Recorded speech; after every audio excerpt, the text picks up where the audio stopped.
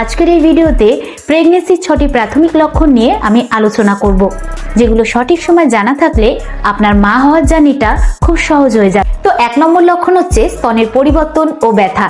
প্রেগনেন্সির একদম শুরুর দিকে অনেক নারী স্তনে হালকা ব্যথা ও ভারী ভাব অনুভব করে। এছাড়া স্তন ফুলে যেতে পারে এবং স্পর্শ করলে একটু বেশি সংবেদনশীল মনে হতে পারে। তো এরকম কেন হয়? এরকম হওয়ার কারণ হচ্ছে প্রেগনেন্সির পর শরীরে কিন্তু ইস্ট্রোজেন হরমোন এবং প্রজেস্টেরন হরমোনের মাত্রা খুব দ্রুত গতিতে বাড়তে থাকে। এই হরমোন দুটি স্তনের যে টিস্যু রয়েছে তাতে রক্ত চলাচল বাড়িয়ে দেয় এবং দুধ তৈরি করতে শুরু করে। এর ফলে স্তন নরম, ভারী এবং সংবেদনশীল হয়ে ওঠে।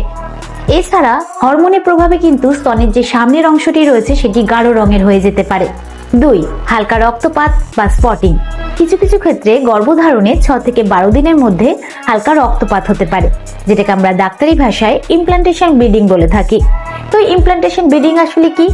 এটি হলো ডিম্বাণু যখন জরায়ুর দেয়ালে আটকে যায় তখন যে রক্তনালী রয়েছে সেটা সামান্য ক্ষতিগ্রস্ত হয়, যার কারণে হালকা গোলাপি বা বাদামি রঙের ছাপ বা দাগ দেখা যায়। তবে এটি মাসিকের মতন গাঢ় হয় না। কিন্তু যদি অতিরিক্ত রক্তপাত হয় বা ব্যথা হয় তাহলে যত তাড়াতাড়ি সম্ভব ডাক্তারের পরামর্শ নিতে হবে। 3. ক্লান্তি ও দুর্বলতা। যদি আপনি হঠাৎ করে বেশি ক্লান্তি অনুভব করেন, সারাদিন ঘুম ঘুম পায় এবং স্বাভাবিক কাজ করতে গেলেও যদি আপনি শরীরে শক্তি না পান, তাহলে এটি প্রেগনেন্সির লক্ষণ হতে পারে। এবার জেনে নিন এরকম হওয়ার কারণ কি। প্রেগনেন্সির শুরুতে শরীরে প্রজেস্টেরন হরমোনের মাত্রা খুব দ্রুত গতিতে বাড়তে থাকে, আর এই হরমোনটি কিন্তু শরীরকে গর্ভধারণের জন্য তৈরি করতে শুরু করে, যার ফলে শক্তি বেশি খরচ হয়। এছাড়া এই সময় হার্ট রক্তকে বেশি পাম্প করে, যাতে ভ্রূণের কাছে পুষ্টি সহজেই পৌঁছতে পারে। আর এই কারণগুলোর জন্যই শরীর ক্লান্ত হয়ে পড়ে। আরেকটি বৈজ্ঞানিক কারণ হলো রক্তে শর্করার মাত্রা এবং রক্তচাপ এই সময় একটু কমে যায়, আর এর জন্য কিন্তু শরীরে আরো বেশি ক্লান্তি অনুভব হয়। 4. মেজাজ পরিবর্তন ও আবেগ প্রবণতা। যদি আপনি হঠাৎ করে খুব আবেগপ্রবণ হয়ে পড়েন, যেরকম ছোটখাটো কোনো বিষয় নিয়ে আপনার খুব কান্না পায়, বা যদি আপনি খুব বিরক্তি ফিল করেন, তাহলে এটি প্রেগনেন্সির ইঙ্গিত হতে পারে। এর পেছনে বৈজ্ঞানিক কারণ হলো প্রেগনেন্সির সময়ে হরমোনের মাত্রায় খুব দ্রুত পরিবর্তন ঘটে।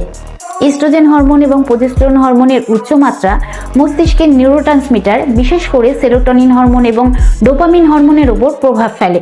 এই হরমোন দুটি কিন্তু হ্যাপি হরমোন এবং আমাদের মেজাজকে নিয়ন্ত্রণে রাখতে সাহায্য করে।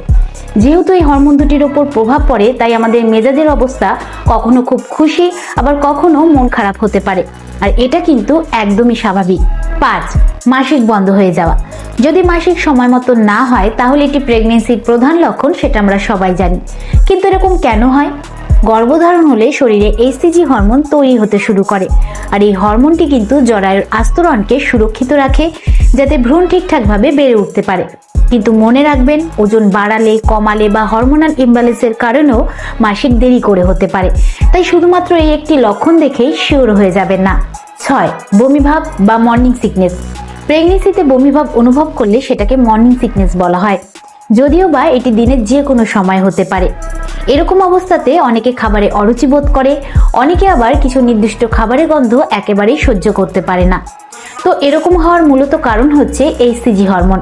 এই এইচসিজি হরমোন কিন্তু হজম ক্ষমতার উপর প্রভাব ফেলে এবং যে ইস্ট্রোজেন হরমোন রয়েছে সেটা পাকস্থলীর কার্যক্ষমতাকে ধীর করে দেয়।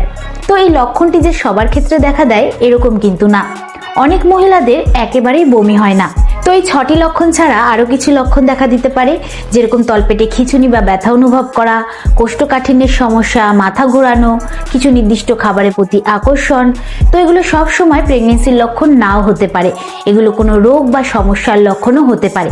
এখন প্রশ্ন হচ্ছে, এই সমস্যাগুলো দেখার পর শিওর কিভাবে হবেন আপনি প্রেগনেন্ট কিনা? শিওর হওয়ার জন্য আপনাকে কিছু পরীক্ষা করতে হবে, তাই এখন সেই পরীক্ষাগুলোর ব্যাপারে জেনে নেওয়া যাক। 1. ঘরোয়া প্রেগনেন্সি টেস্ট।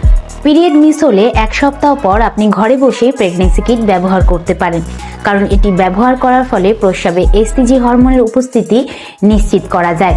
তো সকালবেলায় সবার প্রথম প্রস্রাব দিয়ে এই পরীক্ষাটি করলে সবচেয়ে সঠিক ফলাফল পাওয়া যায়, কারণ সকালবেলাতে এইচসিজি হরমোনের মাত্রা সব থেকে বেশি থাকে। 2. রক্ত পরীক্ষা। যদি আপনি আরো শিওর হতে চান তাহলে আপনি রক্ত পরীক্ষা করতে পারেন, কারণ রক্ত পরীক্ষা করলে এইচসিজি হরমোনের মাত্রা সঠিক জানা যায় এবং ঘরোয়া পরীক্ষার থেকে এটি বেশি নির্ভরযোগ্য। 3. আল্ট্রাসাউন্ড। প্রেগনেন্সি শিওর হলে ডাক্তাররা কিন্তু আল্ট্রাসাউন্ড করতে দিয়ে থাকে। সাধারণত এটি 6 থেকে 8 সপ্তাহের মধ্যে করা হয় এবং এই আল্ট্রাসাউন্ডের মাধ্যমে ভ্রূণের যে হার্টবিট রয়েছে সেটা দেখা যায় এবং ভ্রূণ সুস্থ আছে কিনা সেটাও নিশ্চিত করা যায়।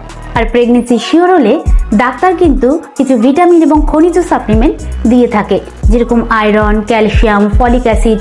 এগুলো কিন্তু একদমই মিস করবেন না, নিয়মিত খাবেন। এছাড়া গর্ভাবস্থায় ডায়াবেটিস, থাইরয়েড, তারপরে রক্তশূন্যতার মতন সমস্যা আছে কিনা সেটা জানার জন্য ডাক্তার কিন্তু কিছু পরীক্ষা দিয়ে থাকে। তো ভিডিওটি শেষ করার আগে বলবো, প্রত্যেকটি মহিলার শরীর কিন্তু আলাদা আলাদা হয়, তাই কারো কারো ক্ষেত্রে এই লক্ষণগুলো দেখা দিতে পারে, আবার কারো কারো ক্ষেত্রে নাও দেখা দিতে পারে। তাই শুধুমাত্র এই লক্ষণগুলির ওপর নির্ভর করবেন না। পিরিয়ড মিস হলে সঠিক পরীক্ষা করে শিওর হয়ে নিন। তো আমি আশা করব যে ভিডিওর দ্বারা আপনি উপকৃত হবেন। ভিডিওটি কিরকম লাগলো অবশ্যই কমেন্টে জানাবেন।